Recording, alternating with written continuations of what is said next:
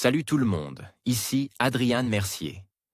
Bienvenue sur ma chaîne, dédiée à notre belle planète et aux enjeux de l'écologie. Si vous voulez en apprendre plus sur comment protéger notre environnement et adopter des gestes éco-responsables, pensez à vous abonner pour rester informé. Prêts à explorer ensemble?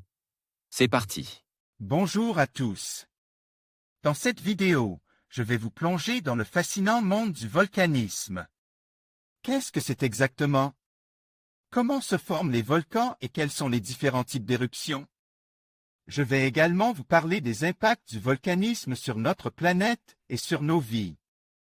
Restez avec moi pour découvrir les mystères cachés sous la surface de la Terre et comprendre pourquoi ces phénomènes naturels sont à la fois impressionnants et parfois dangereux. C'est parti. Épanchement à la surface d'une planète ou d'un satellite naturel d'un liquide, appelé lave ou magma, provenant de la fusion. Fusion de l'intérieur de cet astre. La sortie du magma s'accompagne souvent des émissions gazeuses.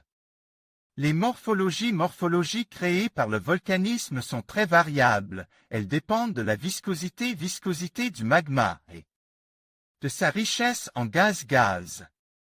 Une lave très fluide s'écoulera comme de l'eau sans faire de relief et créera de vastes coulées ou nappes de lave, ou encore des volcans à pente douce.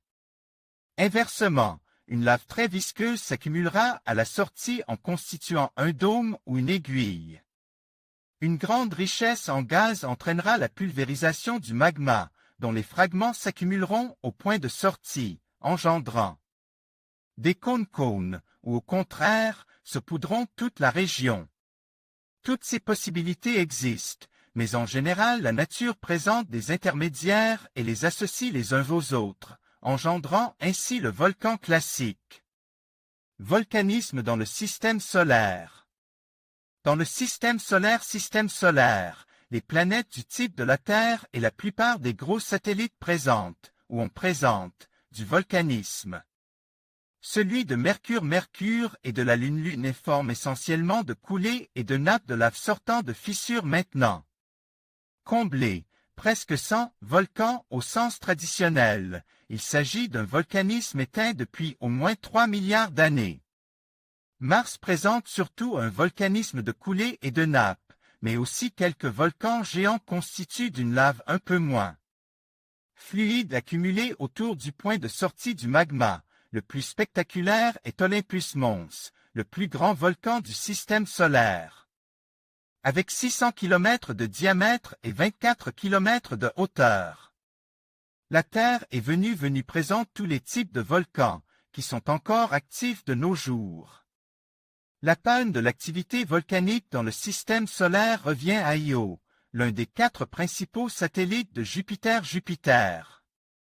qui offre une très grande et impressionnante variété de structures volcaniques. En conclusion, le volcanisme est un phénomène fascinant qui joue un rôle essentiel dans la formation de notre planète. Il nous rappelle la puissance des forces naturelles et leur impact sur notre environnement. Que ce soit à travers les éruptions spectaculaires ou la création de nouvelles terres, le volcanisme continue d'éveiller notre curiosité et notre désir de comprendre les mécanismes de la Terre. En explorant ce sujet, nous prenons conscience de l'importance de la recherche scientifique pour mieux anticiper et gérer les risques associés. Merci de nous avoir accompagnés dans cette découverte du volcanisme.